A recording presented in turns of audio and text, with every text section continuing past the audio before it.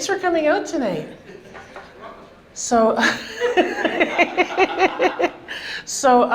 about 8 years ago, my primary care doctor referred me to a specialist. I was living in Toronto at the time. And the appointment was going well until the specialist decided to comment on my weight. And it wasn't like this procedure won't help you unless you lose weight, or I'm concerned about your health. He was like, my father had just died, and he said, wouldn't that be a lovely legacy for your father if you lost weight? And how beautiful would you be if you lost some weight? And I was like, that is some unlicensed, unsolicited medical advice. That's not even, I don't even know what that is. That's not advice, and it's not medical. And nobody asked him. He was just some guy who happened to be a doctor just spewing about weight. And the thing is, if anyone feels compelled to comment on your weight, it's because they're offended and repulsed by your fat body, but they can't say that out loud. So they'll say, we're concerned about your health, which is complete bullshit. Complete bullshit. And I say it's bullshit because A, no one gives a fuck about your health. And B, here was a doctor who's legally required by law to give a fuck about my health. And he said nothing about it. Nothing.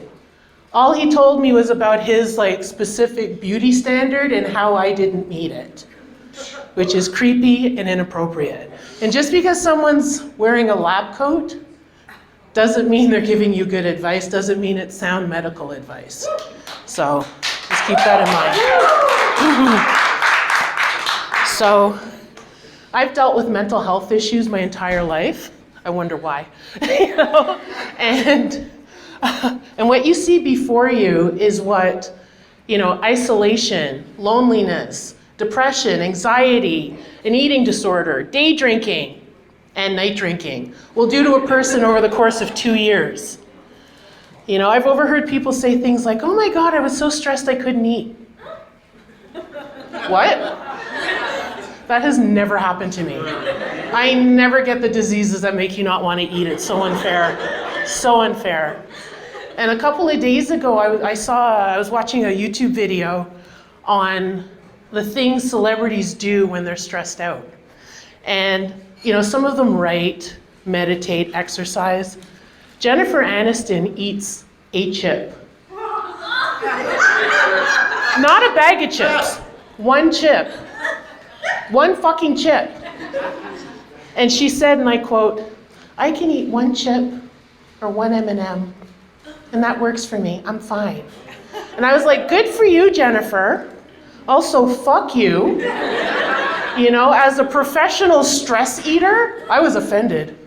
Get your ass to a Costco, buy a couple of industrial-sized bags of Ruffles, a few giant pails of ice cream, eat it in all one sitting, hate yourself after. That's how you stress eat, Jennifer Aniston. Rookie. God. I've also had people say things like, you wouldn't be the person you are today without these mental health struggles. And I'm like, shut the fuck up, Susan. No one asked you. No one asked you. I don't want to be the person I am today. I want to be mentally stable, and I want the SAQ open 24 hours. That's what I want. That's what I want. And I'm trying to date, but it's hard.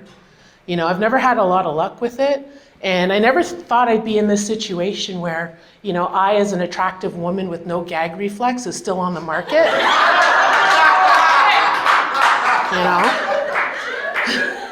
Yeah, I'm shocked. It's shocking. And I have a male friend who thinks it takes a special kind of man to be with a larger woman. And I disagree. I think he's got to be secure, brave, and strong, because I'm getting on top.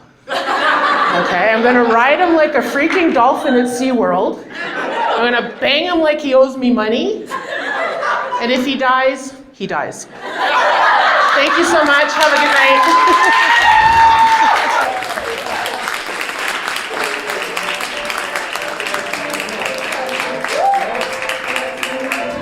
grab the mic and call me. Simone